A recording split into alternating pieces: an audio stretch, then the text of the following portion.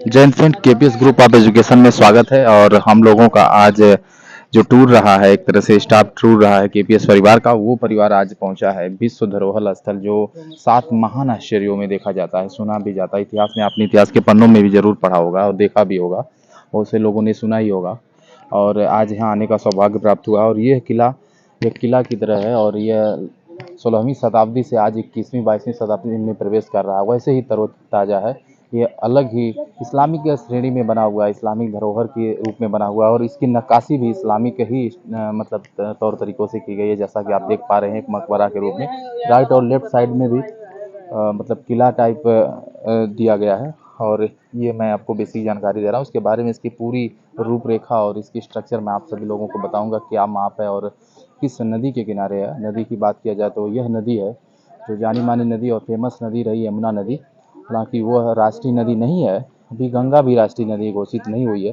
तो ये ऐतिहासिक तौर पर भी कई बार एसएससी के एग्जाम में भी पूछा है, यूपीएससी में भी बहुत सारे बारे में पूछता है। तो हम लोग पन्ना पढ़ते हैं, बहुत सारा समय व्यतीत करते हैं, उतना जान नहीं पाते हैं। आज हम लोग जानने की कोशिश करेंगे इस आगरा किला के बारे में।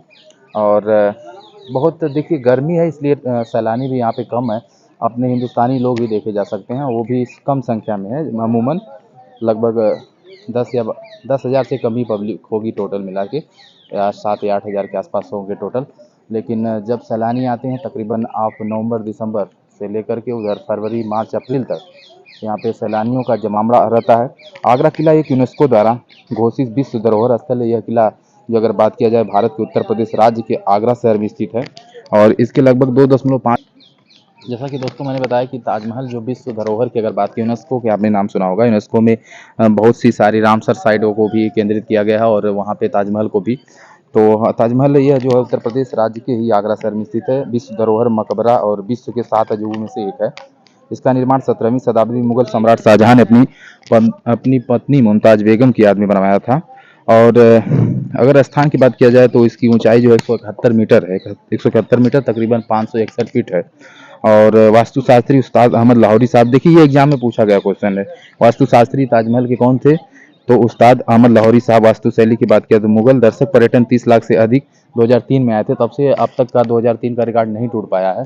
और मतलब हर साल लगभग 2004 से लेकर के 2022 23 24 चल रहा है, सैलानियों की संख्या कम हो रही है डे बाई डे।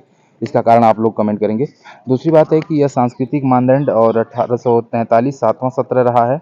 और यह दक्षिण एशिया और भारत के उत्तर में स्थित है, जैसा कि आप लोग बता दें। और कुछ इसमें जो मुगल सम्राट शाहजहां के समय में मुगल वास्तुकला अपने चरम शिखर पे थी, और ताजमहल उस समय की वास्तुकलाओं में से एक सर्वश्रेष्ठ शैली रही है। और ये फारसी, इसकी वास्तुशैली फारसी तुर्क भाषा में है। तो बहुत सारी चीज़ें हैं जो हमें सीखना चाहिए। और जो हमने बताया कि वास्तुकला एक नमूना है, मतलब जो अलग ही कदकाठी में देखने को मिलती है। उससे सबसे इम्पोर्टेंट यह बात है कि इसके दोनों तरफ, मतलब कि ताजमहल के दोनों तरफ जो नक्काशी की गई वो काबिल तारीफ है। 4 स्तंभ आप देख पा रहे हैं जो वो है। लेकिन जो हम लोग सनशाइन और लाइटिंग देखते हैं, मतलब एक्चुअली टीवी और टेलीविजन में वैसा कुछ है नहीं।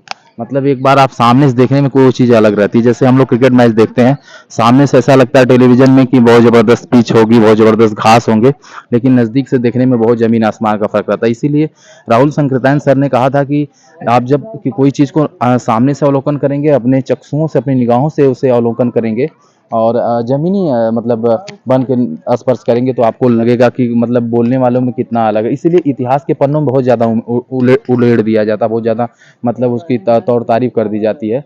और उस तरह से कोई भी, मैंने इतना चीज़ देखा, और आज ताजमहल भी हम देख रहे हैं अपनी चक्षुओं के माध्यम से। आप सभी ने देखा होगा, जिन भाइयों ने देखा होगा वो जानते होंगे।